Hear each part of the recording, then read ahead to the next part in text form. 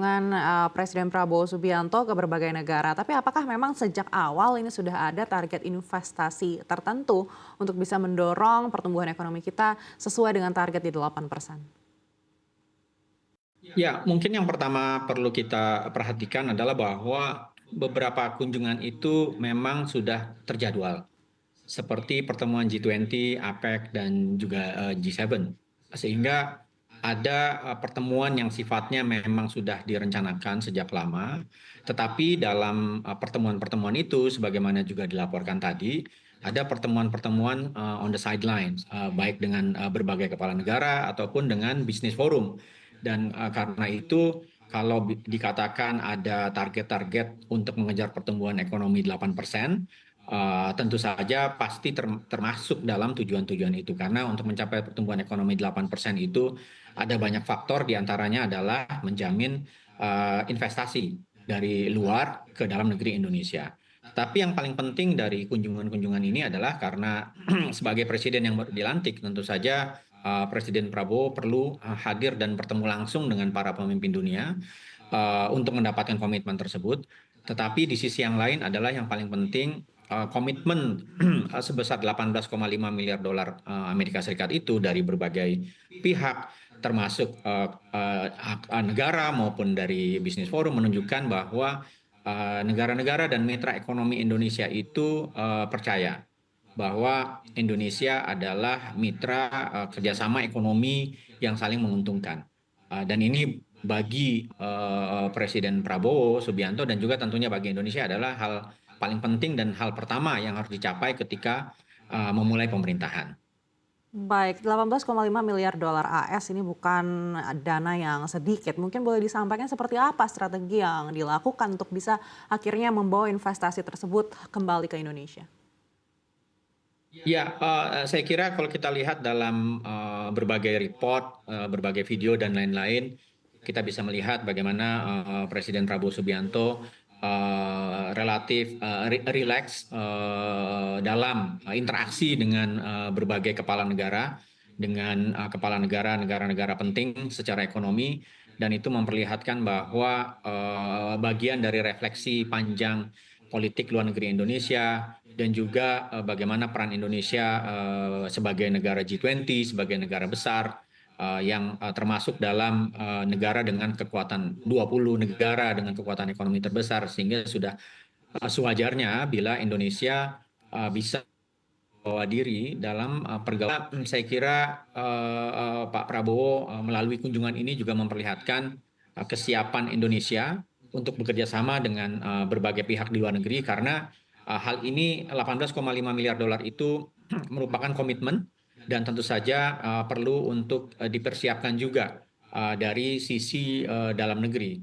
Tetapi bahwa mereka sudah punya kepercayaan kepada Indonesia, hal berikutnya yang harus dilakukan tentu saja adalah juga mempersiapkan di dalam negeri. Mungkin soal-soal tentang birokrasi, korupsi, juga keterbukaan masyarakat dan pemerintahan untuk menerima komitmen dari luar negeri untuk berinvestasi pada khususnya, dan tentu saja hubungan-hubungan ekonomi lain pada umumnya. Baik, kita melihat beberapa negara ini sudah memberikan komitmennya dalam bentuk dana 18,5 miliar dolar AS itu. Tapi apa yang menjadi perhatian Presiden Prabowo Subianto dalam memilih negara untuk diajak bekerja sama dengan kita? Ya, kalau G20 kita adalah bagian dari G20 tentu saja. Dan juga APEC Indonesia sejak pendirian sudah menjadi salah satu negara yang mendorong terbentuknya APEC, karena Asia Pasifik bagi Indonesia adalah wilayah yang secara ekonomi penting. Di situ di dalam APEC ini ada dua superpower, ada Cina dan Amerika Serikat yang tentu saja size ekonominya sangat tidak mungkin untuk diabaikan, karena secara natural mereka adalah sumber investasi dan juga sumber inovasi dan mungkin bagian dari target ekspor Indonesia.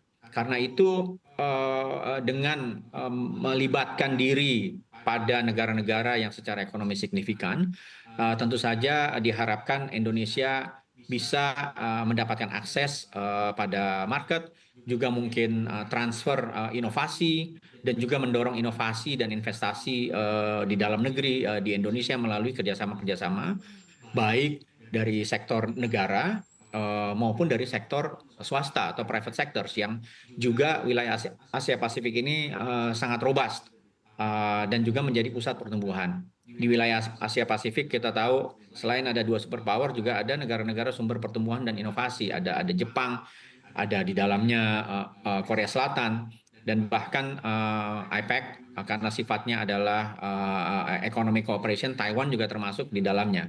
Karena itu menurut saya hal-hal yang menjadi perhatian Indonesia yang menghubungkan kita dengan negara-negara yang ekonomi kuat itu tersedia di kawasan Asia Pasifik ini, baik melalui APEC dan juga kebetulan tahun ini, bukan kebetulan tahun ini tuan rumah host G20 adalah Brazil dan APEC ada di Peru. Keduanya sama-sama negara berkembang seperti Indonesia. Karena itu yang menarik dari pertemuan dan kunjungan Presiden Prabowo Subianto yang baru lalu ke G20 dan ke APEC itu memperlihatkan bahwa ada agenda-agenda penting yang selama ini menjadi perhatian dari negara-negara yang secara ekonomi jauh lebih mapan, Amerika Serikat dan lain-lain.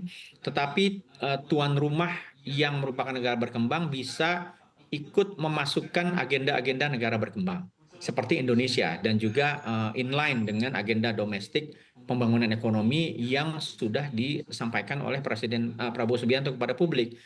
Misalnya termasuk penanganan kemiskinan, pencegahan kelaparan, dan lain-lain. Sehingga pada hemat kami perjalanan itu menjadi sangat produktif karena dia menghubungkan antara private sector bisnis dan orientasi pertumbuhan, tetapi di sisi yang lain juga merupakan jalan untuk menuju penanganan kemiskinan dan kelaparan yang menjadi concern negara-negara berkembang, termasuk Indonesia di dalamnya, yang pada saat yang sama adalah bagian dari negara G20.